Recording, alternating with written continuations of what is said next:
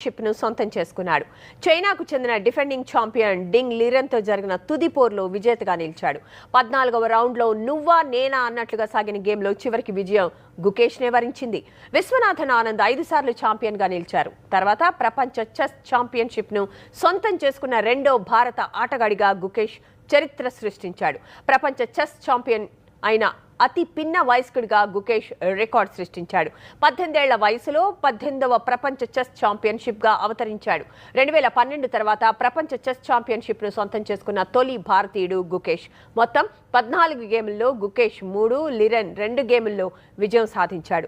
9 గేములు డ్రా అయ్యాయి. ఇక ఈ క్షణం కోసం తాను 10 ఏళ్లుగా కలలు కంటున్నానని గుకేష్ అన్నాడు.